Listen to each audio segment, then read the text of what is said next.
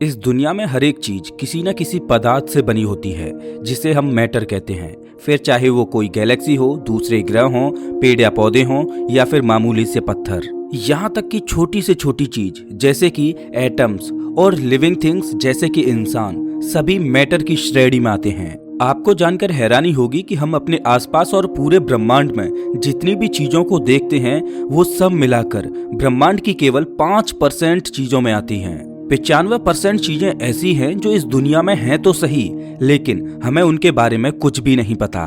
तो दोस्तों, आज की इस वीडियो में हम उन्हीं रहस्यमयी और अदृश्य चीजों की बात करेंगे जिनको वैज्ञानिक आज तक नहीं समझ पाए हैं। तो वीडियो में अंत तक बने रहिए।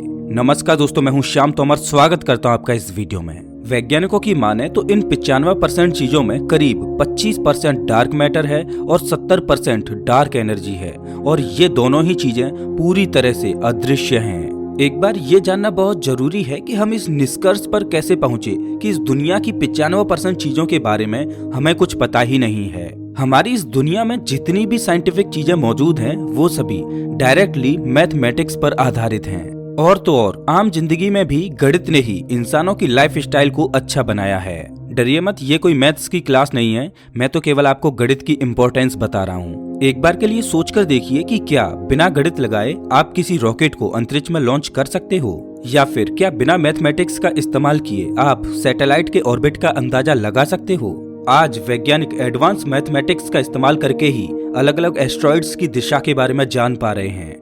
गणित का इस्तेमाल करके ही आज हम इस ब्रह्मांड को समझ रहे हैं। लेकिन हमारे इस मैथमेटिक्स में बहुत बड़ी प्रॉब्लम है। ब्रह्मांड के अंदर हमारा गणित काम ही नहीं करता, या यूं कहिए कि जितना मैथमेटिक्स हम जानते हैं उससे हम इस ब्रह्मांड को समझ नहीं पा रहे हैं। अब बहुत से लोग कहेंगे कि ऐसा भी तो हो सकता है कि हम जो गणित जानते हैं वो भी तो गलत हो सकता है, लेकिन ये भी सच नहीं है।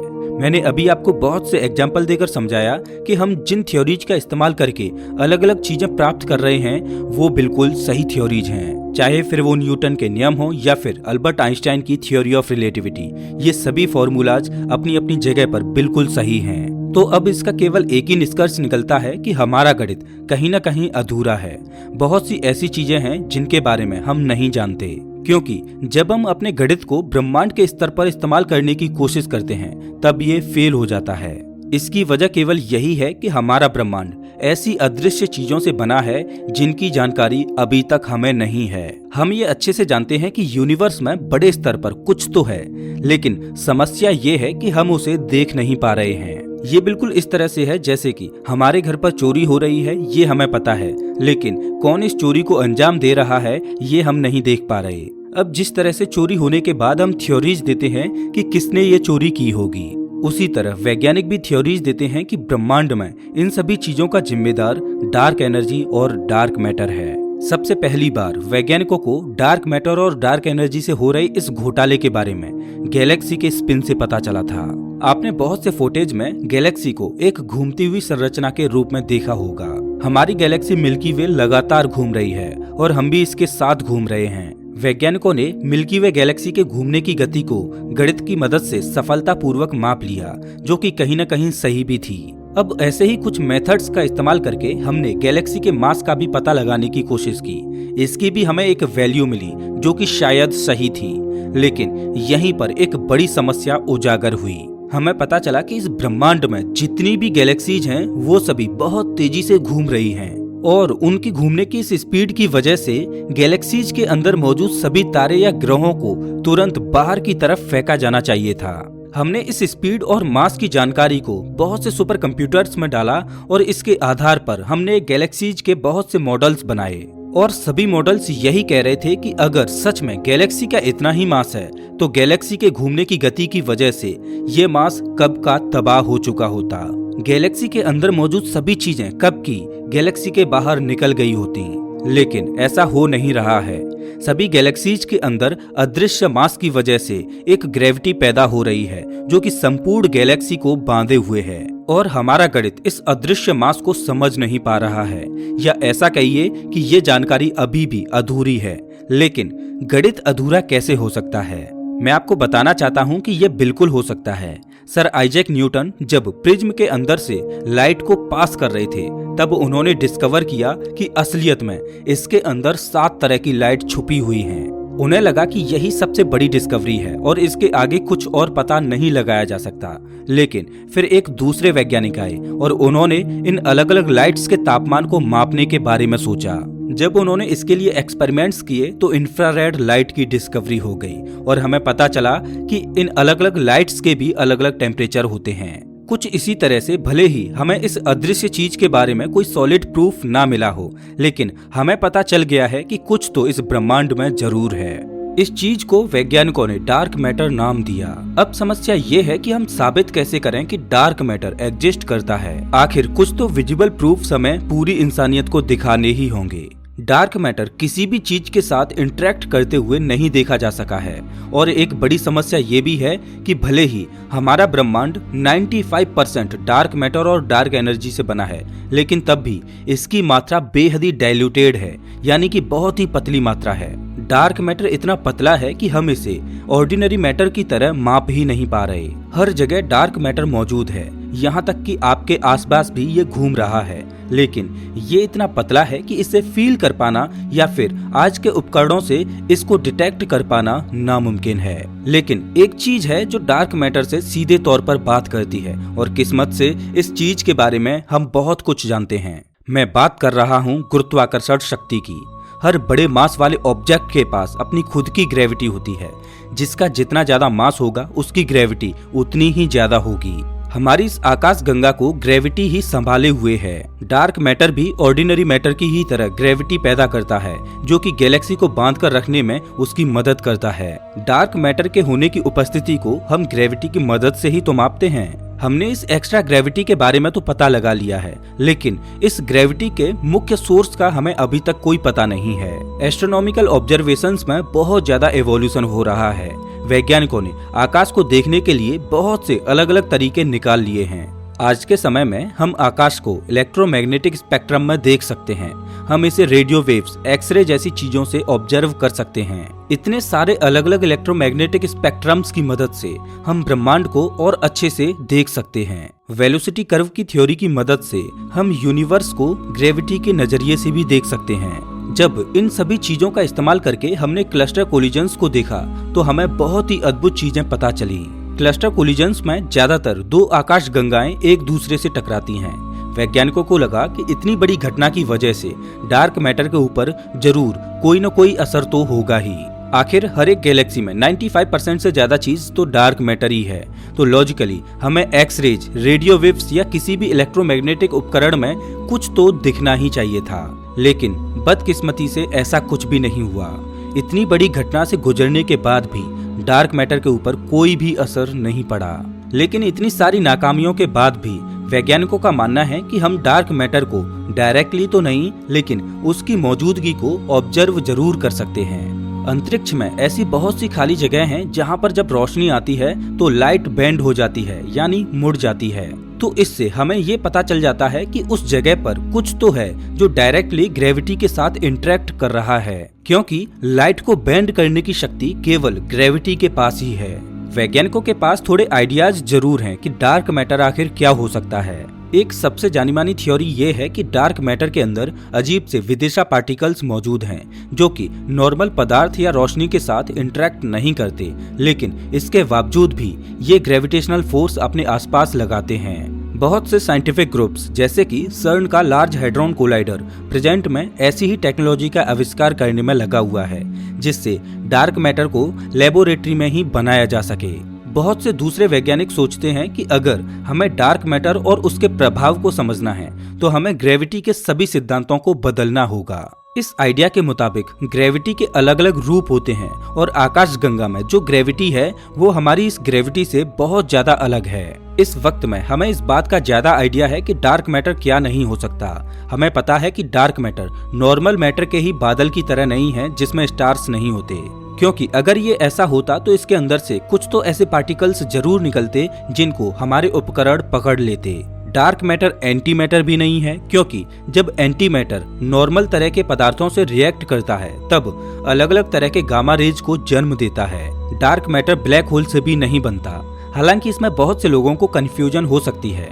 सब कह सकते हैं कि शायद डार्क मैटर से मिलकर ही ब्लैक होल्स पैदा होते हों, लेकिन ऐसा नहीं है। हमें 100% पता है कि ब्लैक होल्स डार्क मैटर से नहीं बने होते, बल्कि उनका जन्म सुपरनोवा की वजह से होता है। ब्लैक होल्स और डार्क मैटर में एक फर्क ये भी है कि ब्लैक होल बहुत ही भारी मात्रा में एक जगह को पकड़ कर रखता है।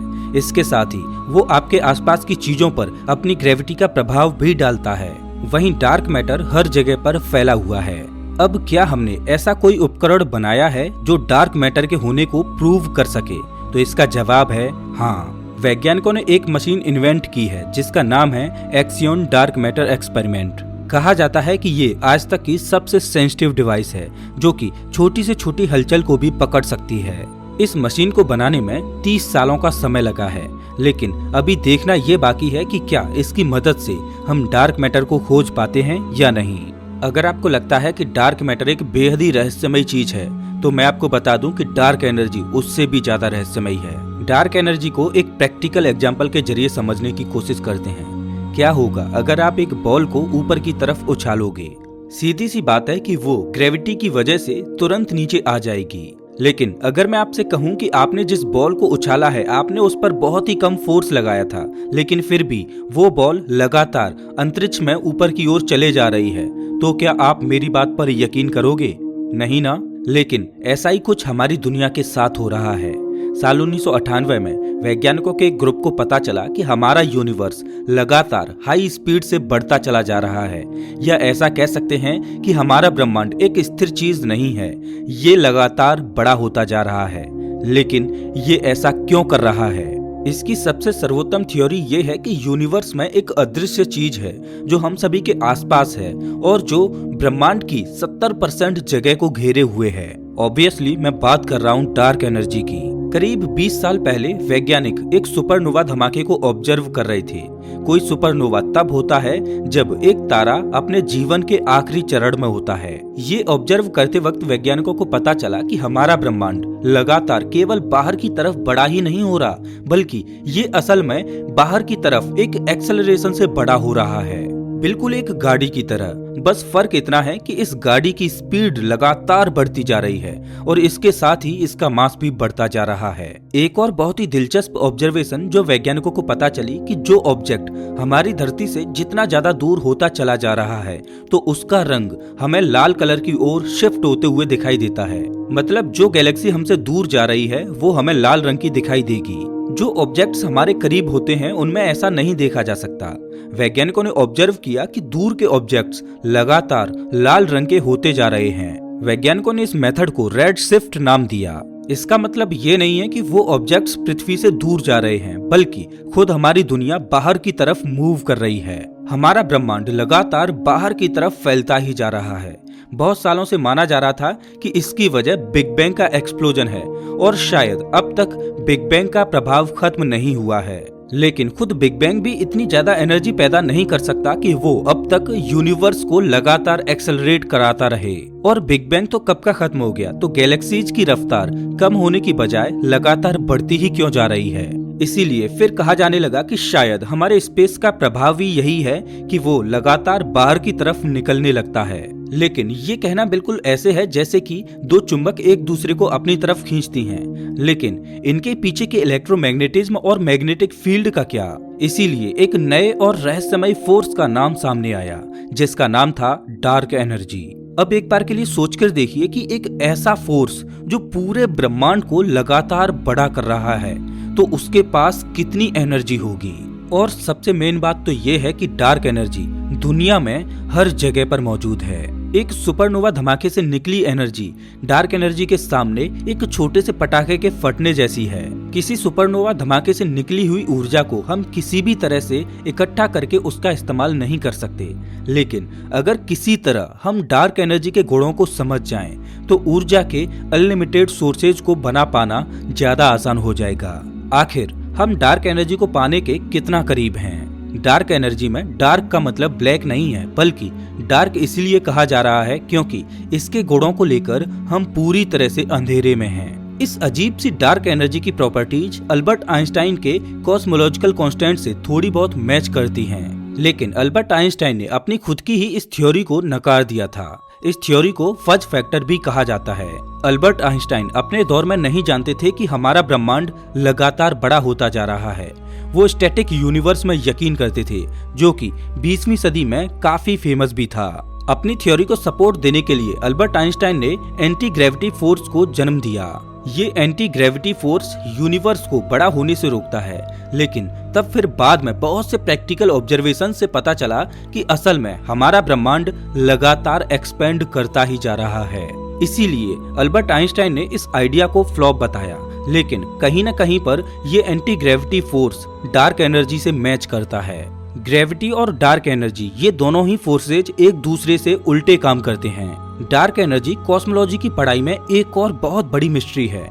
ये भले ही अल्बर्ट आइंस्टाइन की एंटी ग्रेविटी फोर्स जैसी हो, लेकिन इसका नेचर किसी को नहीं पता है। वैज्ञानिकों ने एक और बहुत ही खतरनाक सिचुएशन को इमेजिन किया है, जिसमें डार्क एनर्जी हमारे ब्रह्मांड को लगातार बाहर की तरफ एक्सपेंड करती जा रही है। इसी वजह से कहीं भविष्य में जाकर डार्क एनर्जी हमारे पूरे ब्रह्मांड को नष्ट ही ना कर दे। आप इसे एक रबर बैंड के खींचे जाने से इमेजिन कर सकते हो। भविष्य में एक पॉइंट ऐसा जरूर आएगा जब लगातार खींचने से ये रबर बैंड टूट जाएगा। बहुत सारे स्पेस मिशंस डार्क एनर्जी के नेचर को समझने के लिए बनाए जा रहे हैं। अब देखना यह है कि क्या हमें डार्क एनर्जी के बारे में कुछ पता चलता है या नहीं। तो दोस्तों, इस वीडियो में बस इतना ही। वैसे आप हमारा ये वीडियो कौन से शहर से देख रहे हो, हमें कमेंट करके जरूर बताएं।